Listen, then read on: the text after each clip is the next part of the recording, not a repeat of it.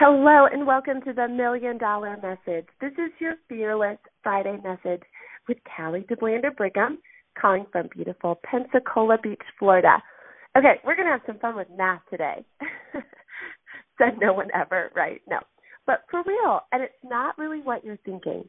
I'm going to set the stage for you, and then just hear me out. I think you're going to like it.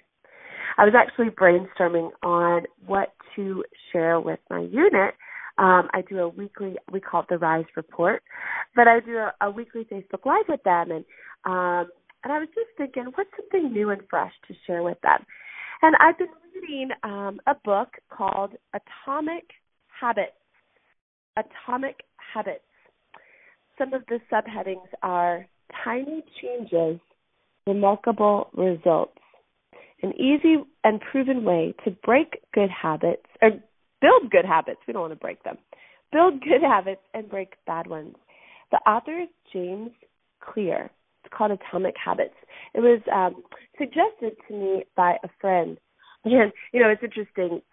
This morning, Maddie was saying, oh, my lips are chapped. And we were getting her some satin lip balm.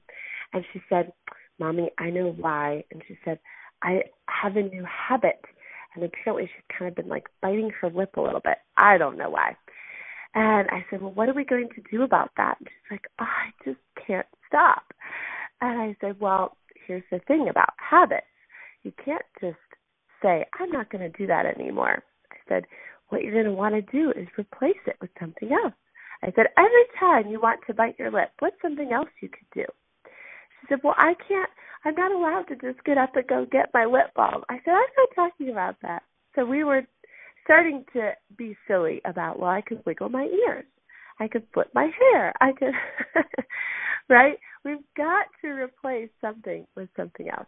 Well, what's so interesting about this book is he's not giving us silly little things like that on instead of this, do this. Instead of that, do that.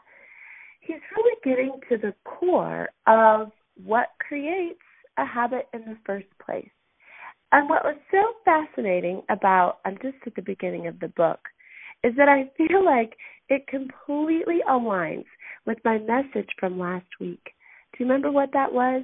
We were talking about that it's not about your what or your why, but it's about your who. And his premise is that this identity change is the North Star of habit change. He said the true question is, are you becoming the type of person you want to become? The first step is not what or how, but who. You need to know who you want to be. Otherwise, your quest for change is like a boat without a rudder. He said, building better habits isn't about littering your day with life hacks. It's kind of what I was telling Maddie, right? Not about flossing one tooth each night or taking a cold shower each morning. Or he said, habits can help you achieve all these things like earning money, losing weight, right? But fundamentally, they're not about having something. They're about becoming someone. Ultimately, your habits matter because they help you become the type of person you wish to be. Quite literally, you become your habits. He used an example of a friend who lost over 100 pounds by asking herself, what would a healthy person do? All day long, she would use this question as a guide. Would a healthy person walk or take a cab? Would a healthy person order a burrito or a salad? She figured if she acted like a healthy person long enough, eventually she'd become that person. She was right. So I am going to share with you some math about a habit you could possibly implement. But the most important thing is not just doing it to do it, right? Not the what or the how, but doing it because of who you want to be.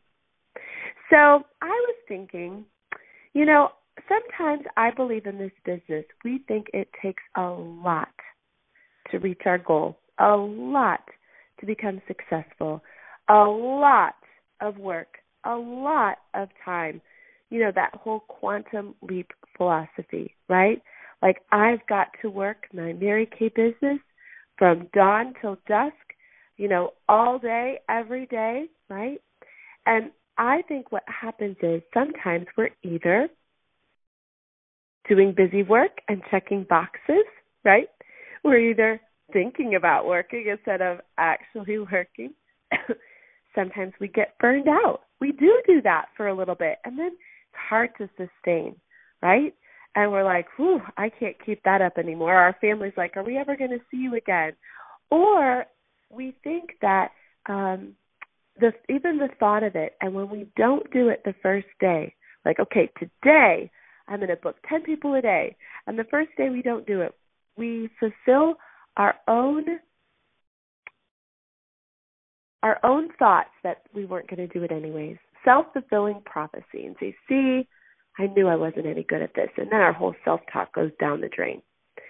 So I was thinking, all right, now I'm not talking necessarily to DIQs, or I'm not talking, if you're finishing the cruise this week, probably not talking to you, because those are seasons when your activity is definitely increased. But I'm talking about the majority of consultants that may or may not have good habits in their Mary Kay business, may want some consistency, may not believe that the little things become the big things. I think of that verse in Zechariah.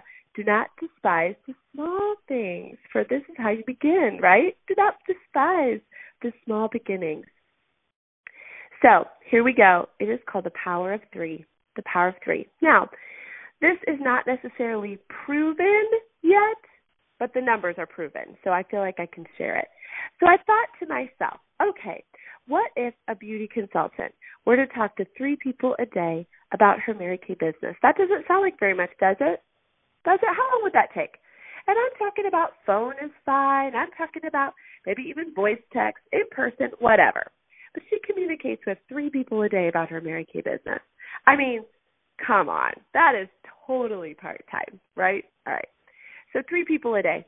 Now, I'm not even going to specify what they're about, but I'm going to assume it would either be about booking, it would either be customer service, follow-up as far as sales go, or about sharing about the opportunity, right? Lining up a sharing appointment, actually sharing, getting a decision, one of those things. I'm going to assume we're talking about income-producing conversation about booking, buying product, or hearing about the opportunity. All right, just go with me here. That may not sound like very much. And what would that take? Maybe 15 minutes, right?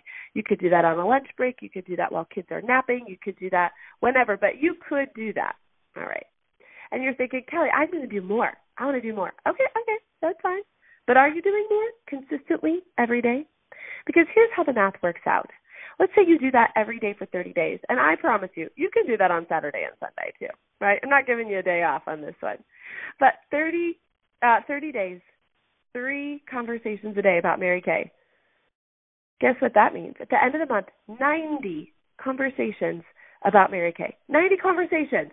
Okay, again, we're just going to do some simple math here. Let's say 30 of those, a third of them were about booking. A third of them were about buying.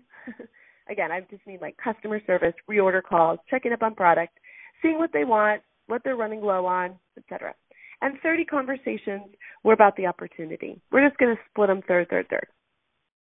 With those booking conversations, not everybody's going to book. Nope. Maybe even a third are going to agree. All right, 10 people. Yeah, I'll do that. And probably half of those will even hold. We're looking at 5 parties, because that's what we're booking, people. We're looking at 5 parties. If we have a hostess and 5, that's 30 faces. That is a power start that came just from some of your conversations. All right? Now, I'm only going by averages here. Yours may be higher, they may be lower, but we're going to stick it right there. Let's say that the next third of those conversations were about buying product. We're calling our customers, we're reordering. All right, let's say that only half of them need something right now, right? Let's say that they buy, I don't know, $20, $30, right? What are we looking at as far as our sales go here? I mean, it could be anywhere, $500, $1,000, who knows, in reorders. We're not talking about the sales from your parties. We're talking about reorders just from a few conversations a day. Let's say that the rest of those conversations were lining up some kind of sharing appointment, hearing about the opportunity. 30 women you offered that chance too. Now, let's say only 10 of them said, all right, I'll sit down with you. I'll have a cup of coffee. I'll listen. I'll watch this video, and we'll talk about it, right? And on those 10, we're probably going to, have maybe two or three new team members? So, Callie, what you're saying is, if I talk to 3 people a day about my Mary Kay business, at the end of a month, any given month, there's a pretty decent chance I've done a power start. Of course, I've made sales there, and on top of that, I probably brought in an extra $500,000 in sales. I now have 2 or 3 new team members from 3 conversations a day. You guys, I'm telling you, consistency is the key. I would much rather that I have a consultant that has 3 conversations a day with people than does 30 conversations in one day and then doesn't talk to anybody else again till next month. Which would be better? Which makes more sense? Again, I'm not talking to the girl that is going into DIQ and she knows she's got to make 10 conversations here and 10 conversations there a day. I'm not talking about her. I'm talking about any beauty consultant today that could get out there and see significant, wild life change after 30 days.